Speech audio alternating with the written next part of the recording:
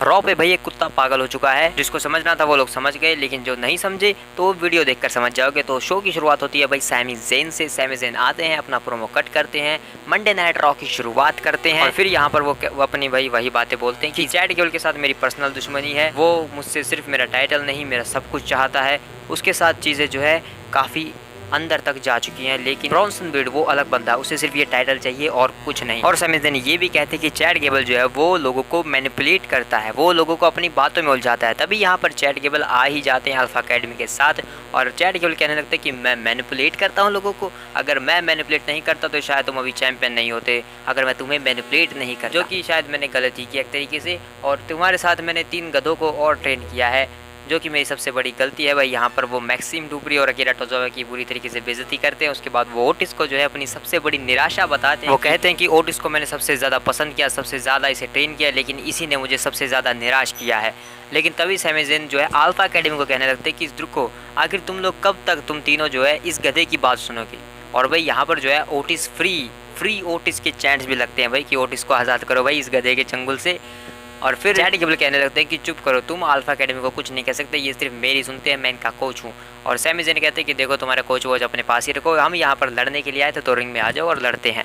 उसके बाद भाई शो के ऊपर ये मैच स्टार्ट होता है और भाई चैट गेबल भाई वो इतना हील बन चुका है कि उसने कहा है कि उन तीनों को तुम्हें मेरी मदद करनी है। तो वो यहाँ पर जब वो तीनों हेल्प करने की कोशिश करते हैं तो पहले तो चैट गेबल ने खुद ही मना करता है कि मेरी हेल्प मत करो। उसके बाद भाई खुद ही जो है डर्टी माइंड्स वाली डर्टी गेम्स खेलने लगता है, जो कि हील टीम्स अक्सर खेलती हैं। वो पहले मैक्सिम डुप्री को मारने के लिए कहता है सैमी ज़ेन को, लेकिन सैमी ज़ेन के ऊपर अटैक नहीं करती है मैक्सिम डुप्री। उसके बाद जो है मैक्सिम डुप्री को अपने सामने रख देता है भाई, ताकि सैमी ज़ेन उसके ऊपर अटैक ना कर पाए चैट गेबल के ऊपर, जो कि जैसे स्कारलेट भाई कैरियर क्रॉस के आगे आ जाती है वैसी कुछ चीज़ें। उसके बाद वो अकीरा टोजावा को कहते हैं कि चल तू मार, लेकिन अकीरा टोजावा भी अटैक नहीं करते। और इसके बाद वो कहने लगते हैं कि इसीलिए तुम दोनों सबसे घटिया इंसान हो, इसलिए तुम हारते हो हमेशा, अब यहाँ से रिंग से चले जाओ भाई। रेफरी की जगह पे खुद ही उनको भगा देते हैं। उसके बाद सैमी ज़ेन एक ब्लू थंडर पावर बम लगाते हैं रिंग के अंदर चैट गेबल को, उसके बाद ओटिस के सामने फेंक देते हैं। लेकिन यहाँ पर चैट गेबल पलटवार करके सैमी ज़ेन को ही जो है रिंग साइड पर फेंक देते हैं और ओटिस को इस बार कहते हैं कि तू मार। और लेकिन ओटिस यहाँ पर अटैक नहीं करते हैं सैमी ज़ेन के ऊपर और फिर चैट गेबल बाहर आते हैं कि तू इसीलिए सबसे घटिया इंसान है, इसलिए मेरी सबसे बड़ी गलती तू ही है। और यहाँ पर एक और चाटा यहाँ पर लगा देते हैं ओटिस को। उसके बाद रिंग के अंदर आते हैं, एक टाइटल लेकर आते हैं भाई, वो इंटरकॉन्टिनेंटल टाइटल उठा के लाते हैं ताकि वो सैमी ज़ेन के मुंह के ऊपर मार सके। लेकिन सैमी ज़ेन यहाँ पर पलटवार करते हैं, टर्न बकल सुप्लेक्स लगाते हैं और जैसे ही वो हलवा किक के लिए जा रहे होते तो भाई यहाँ पर ओटिस आ जाते हैं और वो क्लोज लाइन लगा देते हैं सैमी ज़ेन को। और इसके बाद चैट गेबल खुश हो जाते हैं और वो अपना जर्मन सुप्लेक्स लगाकर पिन होता है 1 2 3 और चैट गेबल इस मैच को जीत जाते हैं। तो भाई ओटिस ने फाइनली कैसे भी करके लेकिन चैट गेबल की मदद कर ही दी। इसके बाद बैक स्टेज में जैकी रेडमोन जो है वो इंटरव्यू ले रही होती है चैट गेबल का कि आज ओटिस ने आपकी मदद की, तो आप इसके बारे में क्या सोचना चाहेंगे। और यहाँ पर चैट गेबल काफ़ी खुश हैं वो ओटिस से कि उसने ऐसा किया। लेकिन तभी पीछे से भाई कुछ चिल्लाने की आवाज़ें आने लगती है, तो जाकर हम देखते हैं, कैमरा वहाँ पर जाता है तो पता चलता है कि भाई LWO के किसी एक मेंबर के ऊपर अटैक किया है किसी ने। और यहाँ पर एडम पियर्स और किसी को भी नहीं पता है कि किसने किया। तो एडम पियर्स जो है सारे कैमरा उसको वहाँ से भगा देते हैं कि जाओ यहाँ से हमें अपना काम करने दो, इसलिए कैमरामैन वहाँ से चले जाते हैं भाई। और सैमी ज़ेन अपने लॉकर रूम में बैठे होते हैं, तभी वहाँ पर ब्रॉन्सन बीड आते हैं और चेतावनी देते हैं कि तुम जो है कुछ भी कर लो, लेकिन वहाँ पर सिर्फ मैं ही जाकर जो है चैंपियन बनने वाला हूँ। और भाई यहाँ पर सैमी जो एक्सप्रेशंस थे वो कुछ ऐसे थे कि भाई ये गधा और आ गया मेरा दिमाग खाने। अभी अल्फा अकेडमी ने पहले ही जो है सैमी ज़ेन का दिमाग खराब करके रखा है और ऊपर से भाई ये गधा और आ जाता है उसका और दिमाग खराब करने के लिए। भाई जब मल्टी पर्सन चीज़ें चल रही होती तो ऐसा ही होता है। और जब यहाँ से ब्रॉन्सन बीड चले जाते हैं तो पीछे से भाई यहाँ पर ओटिस खड़े होते हैं और फिर सैमी ज़ेन का रिएक्शन ये होता है कि हाँ तुम भी आ गए, वाह वाह अच्छी बात है, अब क्या कहना चाहते हो, तुम ही हो ना जिसकी वजह से मैं यहाँ पर हार गया अपना मैच आज, है ना, मुझे तुम्हारे ऊपर भरोसा था लेकिन तुमने क्या किया। और यहाँ पर ओटिस जो है रोकते हैं और फिर सैमी ज़ेन पूछते हैं कि क्या कहना चाहते हो। और ओटिस कहते हैं कि मुझे माफ़ कर दो। तो सैमी ज़ेन यहाँ पर कहते हैं कि देखो मैं समझ रहा हूँ कि तुम माफ़ी मांग रहे हो और तुम वो अंदर से चाहते हो कि मैं जानता हूँ तुम अच्छे आदमी हो, लेकिन मैं सिर्फ तुम्हें एक ही एडवाइस दूंगा, उस गधे की बातें सुनना बंद करो और ऑडियंस की बात सुनो, WWE यूनिवर्स की बात सुनो, बस और कुछ। इसके बाद ओटिस भाई देखो कितने लॉयल है, वो जो है चैट गेबल के पास जाते हैं और चैट गेबल यहाँ पर जो है क्रीड ब्रदर से बात कर रहे होते भाई, क्रीड ब्रदर से। तो भाई अगर तुम जो है यहाँ वहाँ रिपोर्ट्स देखते रहते हो तो तुम्हें पता होगा कि क्रीड ब्रदर्स और अल्फा अकेडमी की जो है एक साथ होने की रिपोर्ट्स आ रही है कि आगे जाकर अल्फा अकेडमी जब ब्रेक होगी तो चैट गेबल जो है वो क्रीड ब्रदर्स के साथ एक नई टीम बिल्ड करने वाले हैं। खैर यहाँ पर जो है ओटिस आते हैं और ओटिस भाई बता देते हैं कि मैं जो है माफ़ी मांग कर आया हूँ सैमी ज़ेन से। और चैट गेबल कहते हैं कि क्या ये तुम क्या बकवास कर रहे हो? ओह हाँ हाँ मैं समझ गया तुम क्या कर रहे हो, तुम सैमी ज़ेन के दिल और दिमाग से खेल रहे हो, अच्छी बात है अच्छी बात है, हाँ हाँ तुम माइंड गेम खेल रहे हो, अच्छी। तो भाई चैट गेबल को लग रहा है कि ओटिस जो है जानबूझकर उसके पास गया है और उसे धोखा देने के लिए ऐसा कर रहा है। इसके बाद चैट गेबल जो है वो ओटिस से फिर से वही वादा लेते हैं जो उन्होंने पहले लिया, चाहे कुछ भी हो जाए तुम मेरी मदद करोगे और मुझे चैंपियन बनवाओगे। पहले तो भाई कुत्ते के पागल होने का टाइम आ चुका है, तो ब्रॉन ब्रेकर आते हैं भाई शो के ऊपर और उनका मैच होता है भाई किसी केल डिक्सन से, जो कि कोई एक लोकल सुपरस्टार होगा भाई कहीं का। और भाई ब्रॉन ब्रेकर बिल्कुल भी खुश नहीं है, उनके सामने भाई अपोनेंट्स अच्छे नहीं मिल रहे, उन्हें किंग ऑफ द रिंग में नहीं डाला गया। तो यहाँ पर मैच की घंटी बजते ही सीधा एक स्पेयर लगा देते हैं और उनका दिमाग पहले ही भाई बहुत फिर गया है, ये जो कुत्ता है वो पागल हो चुका है, इसलिए भाई यहाँ पर वो रिंग के बाहर फेंकते हैं। उसके बाद यहाँ पर रिंग साइड पर भी एक ज़बरदस्त स्पेयर लगाते हैं भाई, वो एक लोकल सुपरस्टार है भाई, उसको पीट रहे हैं भाई बुरी तरीके से, यहाँ पर बाल खींच कर भाई रिंग के अंदर लेकर आते हैं। उसके बाद यहाँ पर रेफरी जब देखता है तो उसे पता चलता है कि ये लड़ नहीं सकता, तो मैच यहीं पर बंद हो जाता है। ब्रॉन ब्रेकर मैच को जीत जाते हैं, लेकिन वो रेफरी से भी गुस्सा है, वो बहुत गुस्सा है भाई यहाँ पर ब्रॉन ब्रेकर। और ब्रॉन ब्रेकर यहाँ पर दौड़ लगाता है रोप्स के बीच में और फिर यहाँ पर एक और स्पेयर उसी लोकल सुपरस्टार को बचा देता है भाई। और उसके बाद कैमरा में देखकर कहता है कि ये सब तुम्हारी गलती है, और उसके बाद उस लोकल सुपरस्टार को भाई रिंग के बाहर लाता है और यहाँ पर स्टील स्टेप्स से अटैक करने की कोशिश करते हैं ब्रॉन ब्रेकर, लेकिन यहाँ पर ऑफिशियल्स आ जाते हैं तो उन्हें रोक लेते हैं फिलहाल यहाँ पर ऐसा करने से। लेकिन ब्रॉन ब्रेकर यहाँ पर चेयर लेकर आते हैं और उसके बाद उस चेयर से अटैक करते हैं उस लोकल सुपरस्टार के ऊपर स्टील स्टेप्स के बीच में फंसा कर भाई। और उसके बाद यहाँ पर एडम पियर्स भी आते हैं और फिर इन दोनों का आमना सामना भी होता है। एडम पियर्स जो है उस लोकल सुपरस्टार को लेकर जाते हैं, यहाँ पर कियाना जेम्स आती हैं और वो पूछती हैं एडम पियर्स से कि क्या मैं आपकी कुछ मदद कर सकती हूँ, लेकिन एडम पियर्स कहते हैं मेरे पास टाइम नहीं है, फिलहाल हमें इसे हॉस्पिटल ले जाना है। तो यहाँ पर फिर वो एम्बुलेंस में डाल देते हैं भाई उस लोकल सुपरस्टार को और यहाँ से उसे लेकर चले जाते हैं। और फिर एडम पियर्स जो है वो सीधा ब्रॉन ब्रेकर के पास जाते हैं और वो पूछते हैं कि क्या किया तुमने ये, हाँ ये सब क्या हो रहा है। और ब्रॉन ब्रेकर सीधा एक ही बात कहते हैं कि तुम जानते हो ये क्यों हुआ है, तुमने मुझे king of the ring tournament में नहीं डाला, अब ये सब तुम्हारी गलती है। तो भाई ये जो चीज़ है भाई ये सबसे बैडेस्ट चीज़ थी पूरे मंडे नाइट रॉ की भाई आज की, और यही जो है मुझे सबसे बेहतरीन चीज़ लगी भाई। ब्रॉन ब्रेकर जिस तरीके से पागल हो चुका है, अब वो बैडेस्ट डॉग से एक मैड डॉग बन चुका है और ये भाई यहीं पर नहीं रुकता है, आगे भी बहुत चीज़ें करता है। लेकिन भाई जिस तरीके से ब्रॉन ब्रेकर ने अभी किया है, अगर ये किसी और बड़े सुपरस्टार के सामने करते जो कि एडम पेस से किसी बड़े सुपरस्टार के सामने नहीं डालते, जिस वजह से वो गुस्सा है भाई। वेल इसके बाद जो है आइजा ड्रैगनोवा का इंटरव्यू लेती हैं केला ब्रैक्सटन और उनसे पूछती हैं पिछली बार जेउसो से आप हार गए तो उसके बारे में क्या कहना चाहेंगे। तो आइजा ड्रैगनोवा सिर्फ इतना ही कहते हैं कि देखो मैं एक मेन इवेंटर से हारा हूँ, यानी कि मेन इवेंट जेउसो से, जो कि मेरे लिए बहुत बड़ी बात है। लेकिन उससे भी बड़ी बात है गुंथर, उसने मुझे कई बार तोड़ा है। लेकिन तभी यहाँ पर रिकोशेट आ जाते हैं और वो कहने लगते हैं कि देखो हम दोनों ने जो किया है एक बार सेट किया है और तुम जो है किसी और को उसके अंदर मत लाओ, और हमारा जो चीज़ें यहीं पर ख़त्म नहीं हुई है, लेकिन यहाँ पर चीज़ें ख़त्म कर देते हैं। ब्रॉन ब्रेकर आकर एक स्पीयर लगा देते हैं रिकोशेट को, इसलिए कह रहा हूँ कि भाई ये बैडेस्ट डॉग जो है मैड डॉग बन चुका है फिलहाल के टाइम पर। और इसके बाद एडम पियर्स आते हैं और आइजा ड्रैगनोवा को देखते हैं और यहाँ पर वो समझ चुके हैं कि उन्हें किस सुपरस्टार को ब्रॉन ब्रेकर के अगेंस्ट डालना है अगली बार। तो भाई पता नहीं क्यों, लेकिन ब्रॉन ब्रेकर ने आज जो भी कुछ किया मंडे नाइट रॉ के ऊपर, वो देखकर भाई मुझे Braun Strowman versus Roman Reigns की राइवलरी के ग्लिम्स जो है वो दिमाग में आने लगे, पता नहीं क्यों।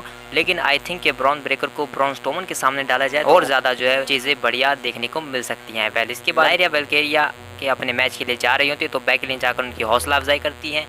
शो के ऊपर जो है टूर्नामेंट का सेमीफाइनल मैच होता है क्वीन ऑफ द रिंग का, इयो स्काई वर्सेस लायरा वेलकेरिया। और भाई ये कैसा सबमिशन मूव है भाई। वेल मैच भाई बहुत लंबा चलता है, लेकिन काफ़ी एंटरटेनिंग मैच होता है भाई ये, मतलब भाई कोई ये मैच बोर नहीं करता है भाई, काफ़ी एंटरटेनिंग मैच होता है। लास्ट में जो है इयो स्काई एक पावर बॉम्ब लगाती है, उसके बाद अपना फिनिशर लगाने के लिए जाती हैं, लेकिन यहाँ पर लायरिया वेलकेरिया हट जाती हैं और तभी यहाँ पर उठाकर जो है अपना फिनिशर जब वो देने चाहती हैं तो यहाँ पर रिवर्सल होता है इयो स्काई की तरफ से, लेकिन उसी रिवर्सल को रिवर्सल पिन कर देती हैं लायरिया वेलकेरिया 1 2 3, और लायरिया वेलकेरिया जो है फाइनल्स में जा चुकी हैं इस टूर्नामेंट के भाई। इसके बाद जब उनका इंटरव्यू ले रहे होते हैं तो इयो स्काई जो है अपनी ही भाषा में कुछ कह कर जाती हैं, लेकिन मैं इतना कह सकता हूँ कि उन्होंने कुछ अच्छा ही कहा है, यानी कि उन्होंने रिस्पेक्ट दिखाई है वेलकेरिया की, क्योंकि वेलकेरिया काफ़ी खुश थी उनकी बातें सुनकर। इसके बाद वो इंटरव्यू में सिर्फ इतना ही कहती हैं कि मैं कुछ हफ्तों पहले ये इमेजिन भी नहीं कर सकती थी कि मैं यहाँ पर होंगी और अब मैं जो है क्वीन ऑफ द रिंग बनने के लिए जा रही हूँ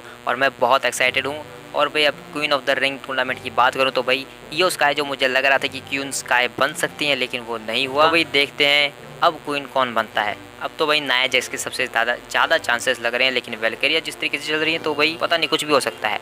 वेल बैक स्टेज में जो है R-Truth जो है वो पीट डन और टाइलर बेट से कुछ बातें कर रहे होते तो और मिज आते हैं, और मिज के आते ही पीट डन जो है भड़क जाते हैं, लेकिन टाइलर बेट उन्हें लेकर चले जाते हैं। और R-Truth कहते हैं कि टाइलर बेट ने मुझे पीट डन से मिलाया, काफ़ी बढ़िया इंसान है वो, पता है। लेकिन मिज कहते हैं कि तुम क्या बकवास कर रहे हो, यहाँ पर हमें अपने मैच के ऊपर फोकस करना चाहिए, जजमेंट डे के पास नंबर्स एडवांटेज है यहाँ पर। लेकिन R-Truth कहते हैं कि तुम्हें उनकी चिंता करने की ज़रूरत नहीं है, मैंने एक बहुत बड़े आदमी से बात की है जो हमारी मदद करेगा, आंद्रे द जायंट आएंगे हमारी मदद करने। और मिज कहते हैं देखो आंद्रे द जायंट 30 साल पहले जो है छोड़कर हमें जा चुके हैं। R-Truth कहते हैं कि कहाँ चले गए छोड़कर, तो मिज कहते हैं कि कुछ नहीं, चलो। और R-Truth यहाँ से चले जाते हैं, लेकिन मिज जो है हवा में देखते हैं और वो आंद्रे द जायंट की आत्मा को कहते हैं कि R-Truth जो भी कुछ कर रहा है तो माफ़ कीजिएगा।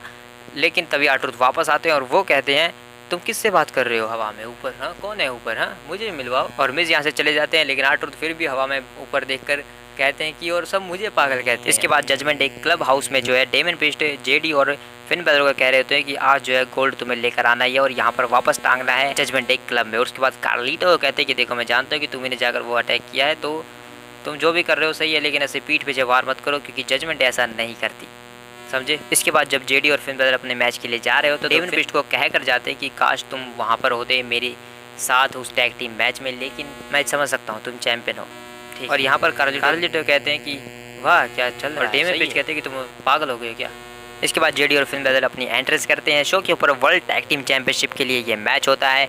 जॉन सीना की आत्मा जो है R-Truth के अंदर घुस जाती है, लेकिन यहाँ पर मिज के अंदर भी वो चीज़ घुस जाती है भाई, मिज भी जो है यहाँ पर जॉन सीना बन जाते हैं और दोनों मिलकर जो है एक साथ नकल शक्ल लगाते हैं जेडी और फिन बैलर को। लेकिन यहाँ पर कार्लिटो आते हैं तो मिज जो है कार्लिटो को साइड कर देते हैं और R-Truth जब एटीट्यूड एडजस्टमेंट लगाने के लिए जाते हैं तो यहाँ पर जेडी उसे ब्रेक करके रिवर्सल पिन कर लेते हैं, लेकिन किक आउट होता है। और उसके बाद फटाफट जो है R-Truth लगा देते हैं एक फेस बस्टर, और उसके बाद पिन होता है 1-2, लेकिन कार्लिटो जो है जेडी के पैर को रोप ब्रेक करवा देते हैं, रोप के ऊपर टच कर देते हैं जिस वजह से रोप ब्रेक हो जाता है। लेकिन इसके बाद डॉम भी जो है मैच में इंटरप्ट करने लगता है, लेकिन तभी एक दहाड़ सुनने को मिलती है और यहाँ पर आंद्रे द जायंट आ जाते हैं मदद करने के लिए R-Truth और द मिज की, और वो यहाँ पर आते हैं कार्लिटो को बजाते हैं। उसके बाद जेडी के पीछे लग जाते हैं और जेडी जैसे रिंग के अंदर आते हैं तो उन्हें मिलती है एक फाइनली एटीट्यूड एडजस्टमेंट पिन होता है 1-2-3। R-Truth और मिज यानी कि ऑसम ट्रुथ मैच को जीत जाते हैं और स्टिल हमारे वर्ल्ड टैग टीम चैंपियन रहते हैं। और आंद्रे द जायंट को देखकर फिन बैलर जो है काफ़ी डर जाते हैं। इसके बाद आंद्रे द जायंट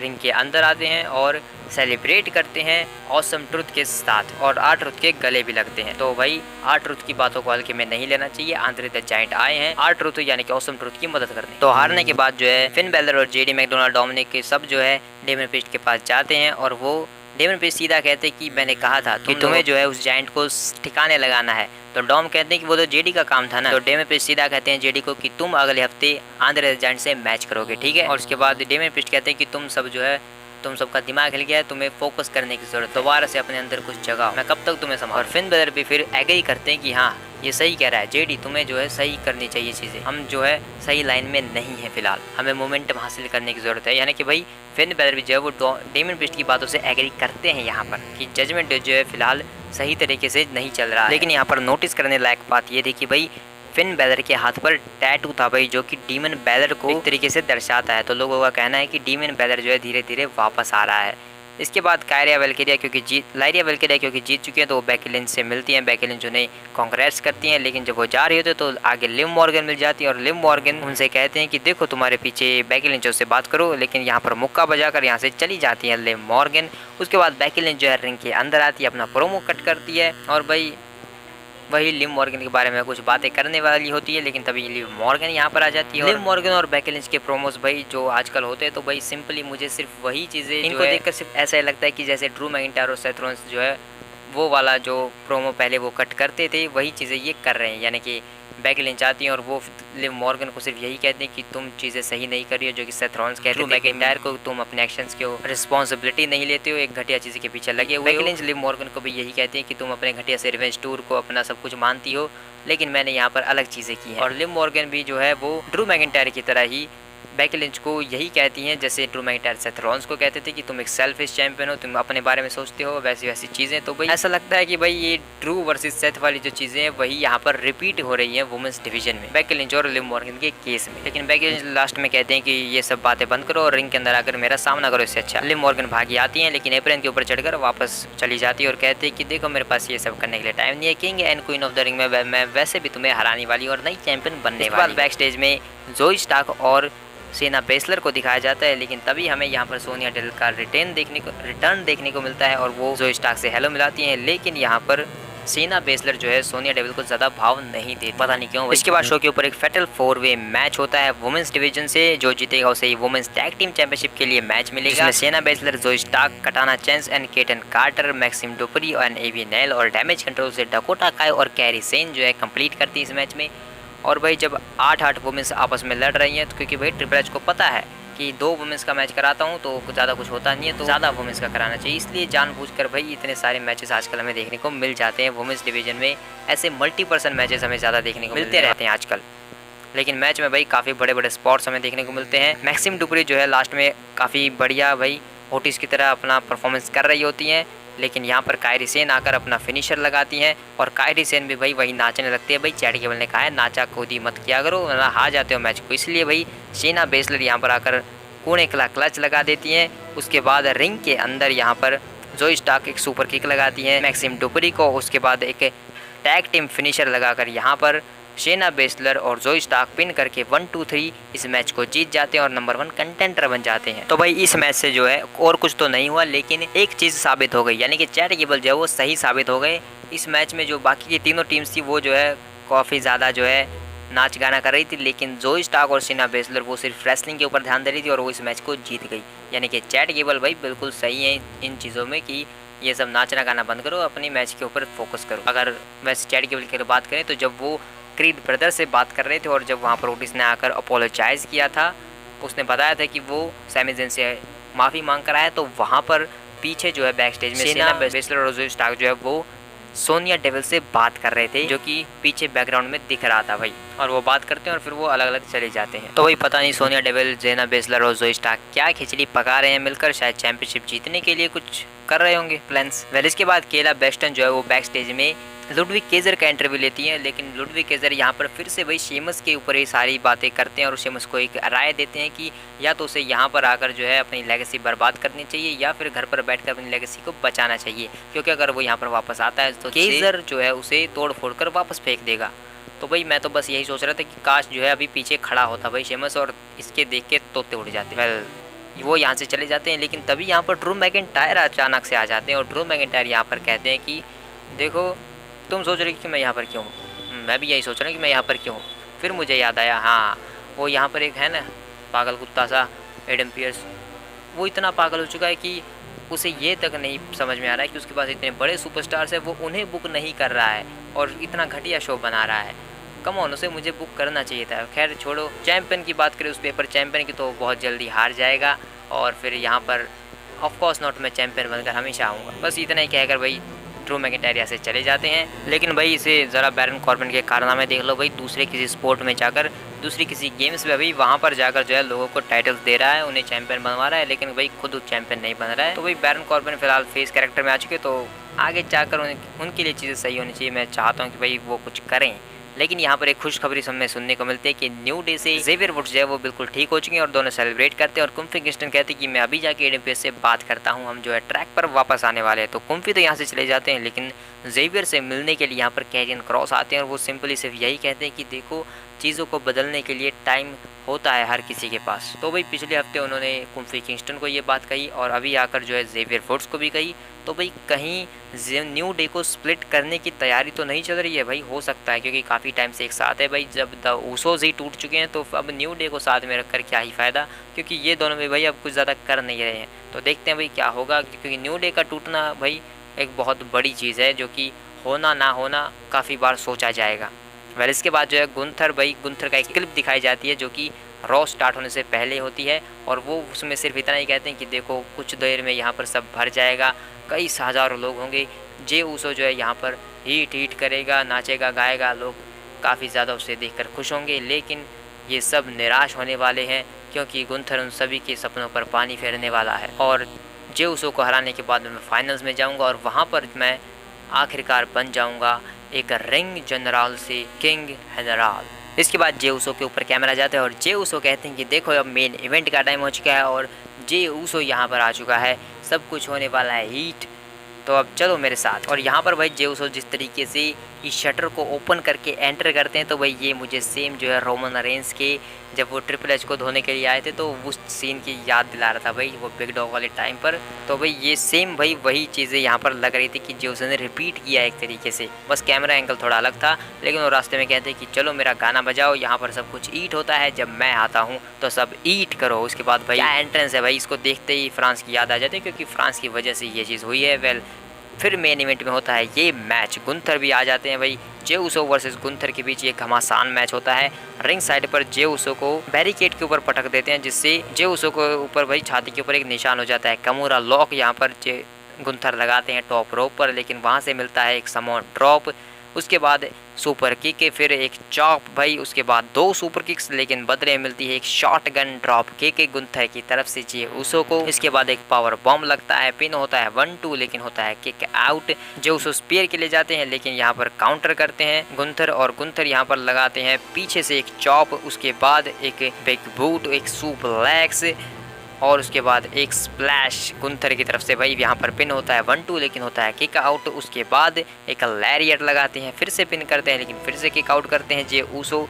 और इस बार जो है जे उसो को चॉप से चॉप बजाते हैं, पहले 1 फिर 2 फिर तीसरी चॉप बजाते हैं यहाँ पर गुंथर। और यहाँ इस बार वो गालियाँ दे रहे होते हैं, लेकिन यहाँ पर फिर एक ईट होता है। उसके बाद भाई चॉप्स की बौछार कर देते हैं टर्न बकल में फंसाकर जे उसो के ऊपर गुंथर, जिससे रेफरी भी गुस्सा हो जाता है और गुंथर को कहने लगता है कि बस कर भाई, अब और कितना बजाएगा। लेकिन तभी पीछे से जे उसो एक स्पीयर लगाते हैं और स्पीयर इतनी ज़ोरदार थी कि भाई रेफरी भी गिर जाता है। भाई क्यों नहीं, ब्लड लाइन के एक मेंबर है भाई इन्वॉल्व मैच में, तो रेफरी का गिरना तो बनता है। उसके बाद एक उसो स्प्लैश कनेक्ट होता है, लेकिन जे उसो काफ़ी धीरे धीरे जाकर पिन करते हैं, रेफरी भी धीरे धीरे आता है, तो यहाँ पर इस तरीके से किक आउट होता हुआ नज़र आता है। लेकिन भाई अगर यहाँ पर 5 उसो स्प्लैश भी लगा देते तो भी गुंथर किक आउट कर ही देंगे।